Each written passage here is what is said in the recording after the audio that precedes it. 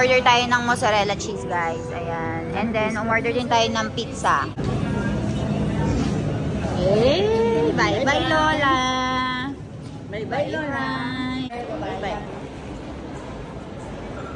Nice to see you.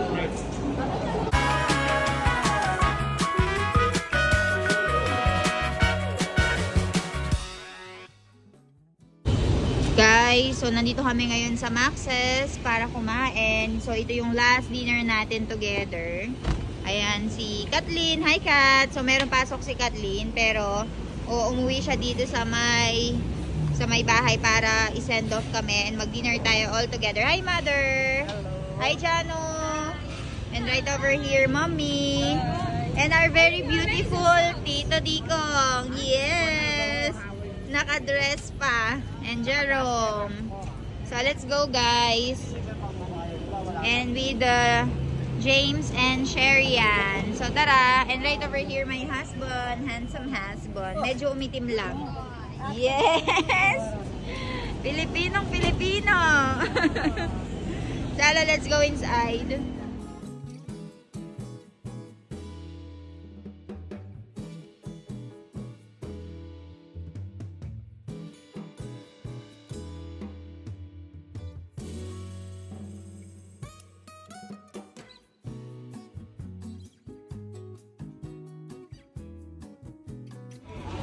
Let's go guys, pasok tayo.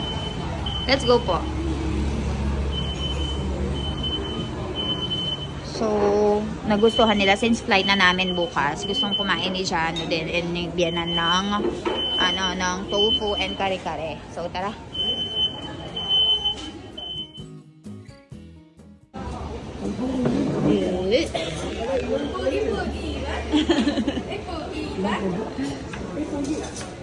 Ayan guys, we're having our dinner here. Mommy, Tito Dikong, hi!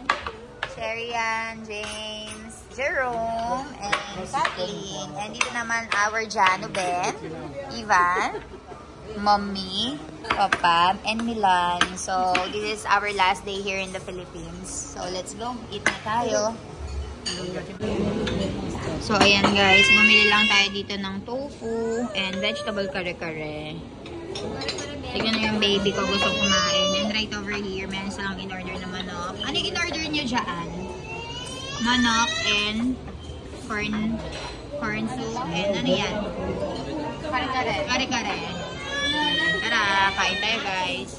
Guys, so nandito kami ngayon sa bahay ni Tita Grace. And kasama natin dito ang kapatid ko. Hi, Kat! So, since bukas, aalis na kami, umuwi ang kapatid ko na si Kat para i-meet kami. And then, ito-drop natin siya later sa my school niya. So, ayan, nandito kami sa bahay ng tita ko, si Tita Grace, yung bunsong kapatid ng father ko. And ipapakita ko sa inyo yung bahay nila. Tita! Mag-house tour tayo. Ayan, papakita ko si Tita Grace. Yan. Hi, Tita Grace. So, ito po yung bunsong kapatid ng father ko and Tito Nel. Hi, Tito. Hello. Tita, mag-house tour tayo. Okay lang? Okay lang. Kahit pangit yung house namin. Papakita ko yung room na maraming damit. Nagtitinda ng damit. Bakan na lang yun. Nilalagay ko na lang din yung na laman ko. Ay, ganun ba yan? Huwag ka na mag-explain! Tara, i-house tour natin sila. Wait lang. So, let's go. Pasok po tayo. Okay lang. Dito po ang, bongacious. Fabulous. Ay, nahihiya. Sala. So, ito po yung salas nila. Ayan. Kaya lang, may nawawala. Oo, kasi basa. Center table. So, dinur na natin kanina yung mga binan ko and tuwang-tuwa sila sa bahay. Sobrang gusto daw nila tita since very luxurious daw yung dating. May bongacious. Parang ayaw kong itur yan. Parang gusto ko ito. Dito. Ano po? Ay, binugla. Surprise visit. Okay, ano to? Dito. Yes, master's bedroom. Pero alam nyo guys, yung pinakagustong part ng bahay nila, itong CR. Oo, may walk-in closet. Kasi, Alam nyo ba, syempre kapag hindi na tayo tatakbo ng walang damit. Yes, dito na lang tayo magbibihis. Yes. And malaki yung nila, yung CR nila, oh. Kasi siya na po madumi. Madumi daw. Madumi pa daw yung CR nila niyan, oh. Ganda. Talagang nag-house tour tayo, no? Hindi, madalang lang kasi ako umuwi ng Pilipinas. So, pinapakita ko yung mga lifestyle natin. Hindi po hindi po siya... Hindi po namin pinaparenta, amo. ito naman yung kay Jinjin. Kay Jinjin to, no, Jin? Room ni Jinjin. Apo. So, uwi na kami bukas, tita. Kaya, ayan. Ayan po, yung aming maduming CR. Ayan. Pero maganda, alam mo, tita. Ito yung pinaka gusto ko talaga. Ayan. And ito yung dining table nila. Ayan. Sana magkaroon din ako ng ganitong bahay. Grabe man, 3 ganyan yung mga no? And alam mo yung pinaka gusto ko dito, tita? Itong, yung pa-fish nyo dyan, oh. Diba, bonggacious. Ay, wait lang, kausapin ko muna ang mga bilan ko kung ano ang masasay nila sa napakagandang bahay mo.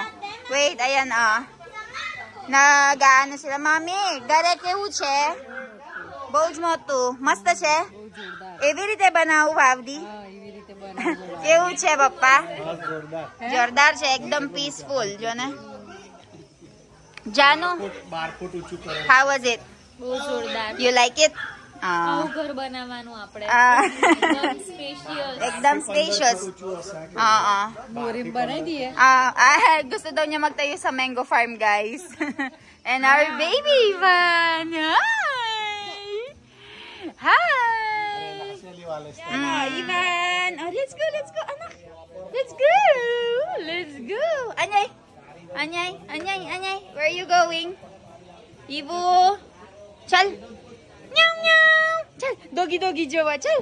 Abra doggy Jowa, Ivan. Let's go.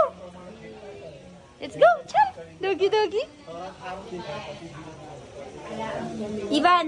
Konche, Ivan. Jo. Tay konche. Tu. Ivan je. Bye-bye. Guys, so paalis na po kami. Pupunta na ng airport. So magpapaalam na tayo sa papa ko and si mama ko, sasama siya sa airport sa paghatid sa atin. So tara.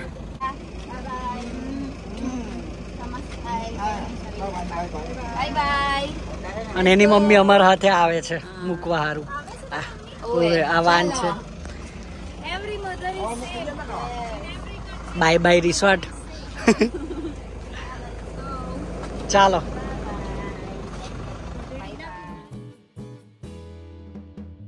Bye-bye. Sige na pa. drink less drink moderately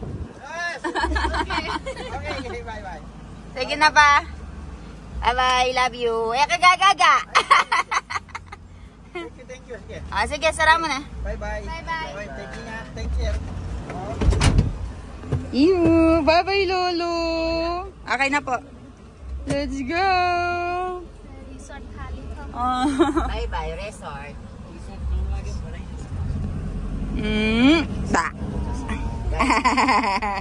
Hi, mother. Alis na kami. Wala na ang iban.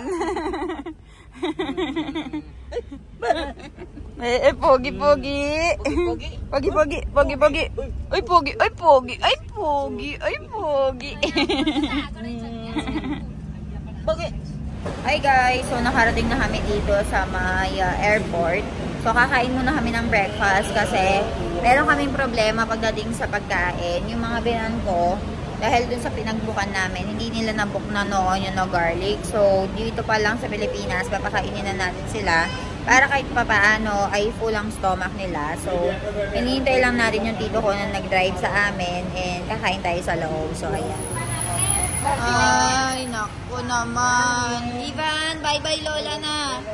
Bye-bye Lola. Bye-bye.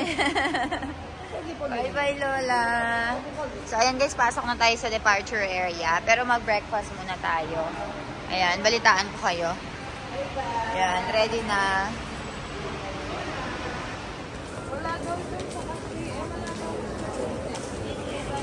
Ala,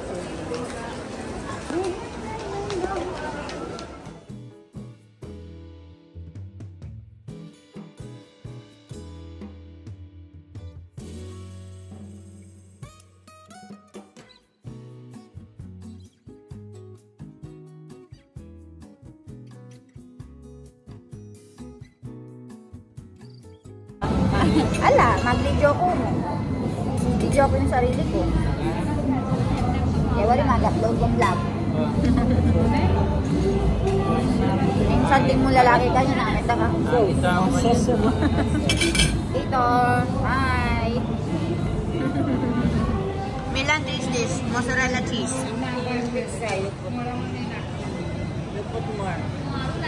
How was it? Yummy? Cheese. Cheese. Thank you, ate. Ito po. Yan. Okay. Thank you. Thank you po. O, mainit-init pa.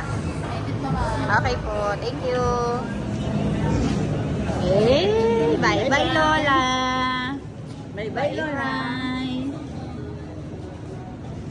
Thank you po. Bye-bye, Lola. Bye-bye muna si Lola. Kiss muna. Bye-bye, Lola. Bye-bye. Bye-bye. Flying kiss, flying kiss. Flying kiss, flying kiss. Pogi-pogi na lang. Pogi-pogi. Pogi-pogi. Pogi-pogi ka na, pogi-pogi. Uy, pogi-pogi. Iwan, pogi. Pogi. Chala. Chala, mother. Bye-bye.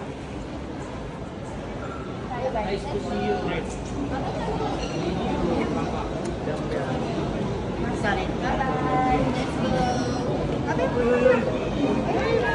चलो bye bye कर दो Ivan bye bye करो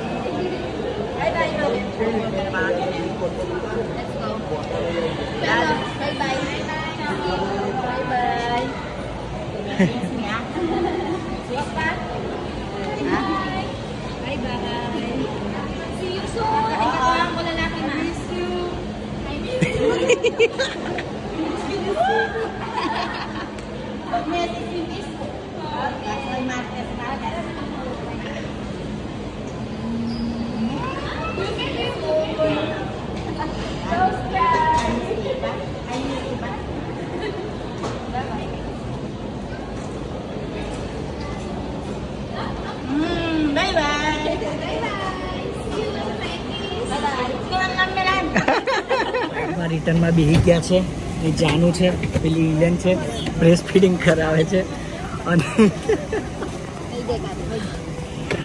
guys, so finally nandito na kami sa may Thailand. Meron kami 5 oras na layover dito. Kaya ayan, magstay lang tayo dito for like 5 hours then balik na tayo ng India. Meron tayong 5 hours na layover dito tapos 5 hours ata yung biyahe natin. Tara. Finally, nakarating na tayo. Gare. Let's go.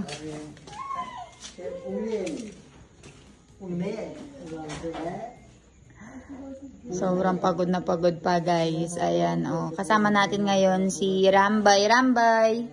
Yamcho. And si Jainik. Ayan, Jainik boy. So, sila yung sumundod sa amin sa airport, guys. And dalawang sasakyan na ginamit namin. Ito, tsaka ito. Sasakyan ni na mama. So, ayan. Lababa natin itong mga gamit. And then, balitaan ko kayo. Good morning, guys. So, just woke up. So, ayan. Baka hindi ko na madagdagan itong video ko. Kaya ngayon pa lang ay i-update ko na kayo. So, kung napapansin nyo, wala pa tayong ligo-ligo. Actually, mula sa airport, yung layo ng bahay namin ay 4 hours away. So, merong sumundo nga sa amin na, na kaibigan or family friend. So, ang nag-pick up din sa amin ay yung anak ng tito ni na Milan, si Jainik and si Rambay. So, maaga yung flight namin kanina mga bandang 12:30 or 12:45 nasa India na kami. So, 30 minutes early yung flight namin. Pero nakauwi kami dito sa bahay ng mga around, dito sa mismong bahay namin, ng mga around mga 6 o'clock. And napapansin nyo, nandiyan na naman ang ating famous background. So mga bandang 6 o'clock, nakarating kami dito sa bahay, nakauwi kami. And sobrang pagod na pagod talaga kaming lahat. So ang sabi nila, mag-nap muna kami, mag-recharge. Ayan, and checking the time right now, 12:00 na ng hapon. So, buti na lang, meron kaming naglilinis ng bahay, tsaka meron kaming naluluto. So, dumating na yung nagluto ng bahay namin, naka-ready na yung lunch namin, and then mag-proceed na kami sa trabaho. So, hindi ko alam kung ano yung niluto nila para sa amin for today. Pero, nag-toothbrush lang si Milan, ayan, nag-toothbrush lang din ako, tapos kakain muna, and then maliligo na. And for today, meron na kaming mga agenda and mga kailangang gawin. So, bababa na ako. And yung biyanan ko kasi, guys, siya yung nag-aalaga kay Ivan ngayon. Kasi sa aeroplano, ako yung nag-alaga kay Ivan. And hindi ako nakatulog. Tsaka yung biyanan ko, yung mga biyanan ko, nakatulog sila. So, ngayon, pinatulog muna ako, tsaka si Milan. Pinatulog muna kami para makapag-recharge daw. And I think napakain and napaligo na nga rin nila si Ivan. Tapos ako, pagkatapos mag-freshen up, mag-e-edit na ako. I-edit ko na nga ito para mapanood nyo na. Nakakahiya naman kasi baka malate kayo sa mga update and mga kaganapan, diba? So, ayun, okay naman. Tinanong ko yung mga binan ko kung kamusta yung naging experience nila sa Philippines.